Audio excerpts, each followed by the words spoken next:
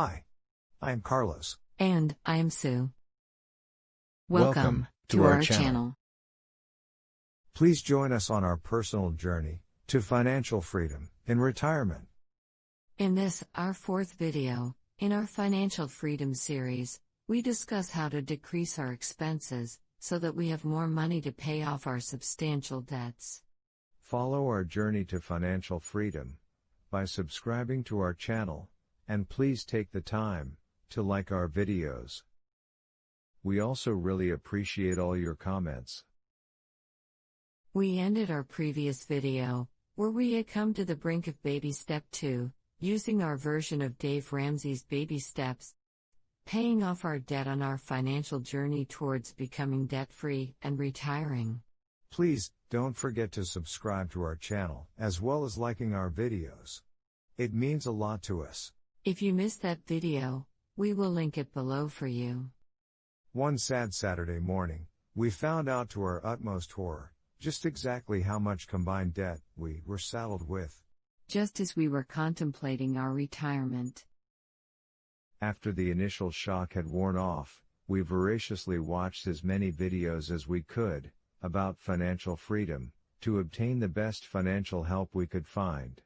We decided that a version of Dave Ramsey's baby steps would suit our needs the best. We successfully managed to get to step 1, and we are now the proud owners of an emergency fund of $1,000. The next step was to decide on the best method to pay off our debt, and, after much discussion, we have decided to start with the snowball method for our smaller debts, and then use the avalanche method for our larger debts. But wait. We are running ahead of ourselves. We first had to sit down again. We felt more and more like children in the principal's office. And draw up a budget for our income and our expenses. We made a note of our income. Normal recurring income, as well as other income that we knew was definitely coming in. Like a sale of an item that was being paid at month end, etc. We decided to look at other avenues to increase our income. Taking on another job, doing odd jobs, etc. We drew on our trusty videos from the past, but found a lot of the extra hustle ideas were either not a good fit for us, or they were just not realistic. You see a video that says, "Guaranteed income. You are an idiot if you can't make this work. Foolproof ways to make an extra income," and so on. However, when you actually watch the video, and consider using the idea, you come to realize that, maybe, the video creator is the idiot or fool. Other ideas seem like good ideas. But, we are either not able to do it in South Africa, or, it can be done, but only with great difficulty. And, with a lot of money for infrastructure, etc. Some ideas were good, but just not our scene. This may all sound very negative. However, we are very determined about an extra income, and we are only mentioning this as we want to be realistic about achieving our goals. We have drawn up a list of various ideas that we believe we can implement. And, we are steadily going to work through those ideas until we can get some, or all, in place to provide an extra income for us.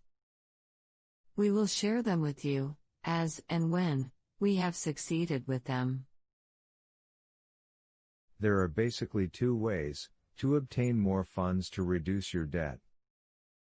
1. Increase your income so that you can make more money to pay towards the debt. Or, 2. Decrease your expenses so you have more money available to pay towards your debt. So, let's first deal with the part on how to reduce your expenses. One of our main expenses, which we thought we could and should address, was our grocery bill. First, we drew up a menu for the whole month, with all our planned meals, breakfast, lunch, and dinner, including all beverages. Then we drew up a shopping list, based on this monthly menu, with the prices next to each item. Again, we were shocked at exactly how much everything would end up costing us once it all was detailed and written down. In the past, we would do a huge once-off monthly shop. We would budget how much we had to spend. But, when Sue saw something on special, that would get thrown in the trolley as well. For example, buy 3 jars of coffee and pay 10 rand less than normal per jar. That way you would have 3 months worth of coffee, instead of only enough for the month. Right? No. We found, when we bought in bulk, or for more than 1 month, we tend to use more. Because we had plenty. It's a psychological thing. You tend to automatically relax, and use more than you would ordinarily do, just because you had more on the shelf. We are not sure if everyone experiences this, but this is our experience in our home. Before we continue, just a friendly reminder from us, please subscribe to our channel and like our videos. Your subscriptions and likes make a huge difference and are always greatly valued and appreciated. We also really appreciate any feedback in the comments. But, back to our shopping.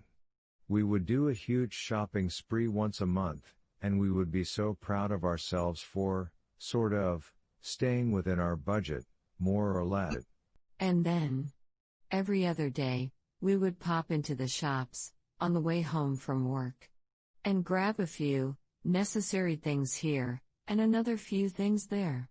Not realizing that, most times, these little odd, once-off purchases, actually exceeded our total once-off monthly shop budget.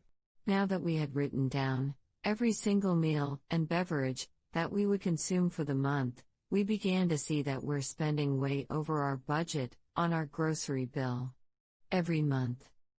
This was definitely not going to work. Something had to give. There was no way we could continue eating our debt even higher. We decided to draw up a small menu, just for that week. We set a budget for that week, which equated to 1/4 of the total we budgeted to spend for the month.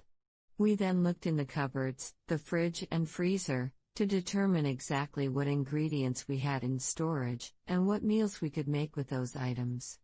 A menu for the coming week was drawn up. Breakfast, lunch, and dinner, for each day of the coming week. We mainly listed the items in the cupboards, fridge, and freezer to make up the menu. Then a shopping list was made for the items we were short of. We then put the prices of the items we needed to buy, next to the corresponding item on the list. We made changes to the products, or meal suggestions, to stay within that week's budget. Then off to the shops we went. Calculator in hand. And shopping we did. But, with a huge difference. Items were put in the trolley, and then taken out again, and swapped for less expensive versions. We were both determined to stay within the allotted budget, and each one was quick to point out any extravagance of the other. It became a bit of a competition. When the total came up on the cash register at the till point, and we were within our budget, we felt we had conquered the world. The following week, we checked what was left over from the previous week. We then drew up a new menu, using the unused items from the previous week. A new shopping list was drawn up, listing the new ingredients needed for the new week. We once again noted the prices, and then made adjustments, until the amount balanced to what we're prepared to spend for the week. We intend on doing this every week, and by doing this, hope to reduce our normal grocery bill by half. By following this plan, we will free up more money to throw at our debt. And, it goes without saying, that we are not allowed to pop into the shops during the week. This would defeat the object of this exercise. If we did that, we would go straight back to our evil ways of spending. Please join us next week on the next step of our journey to financial freedom. Thank you for watching and sharing our pain. And our eventual victory. Don't forget to subscribe to our channel and to click on the like button.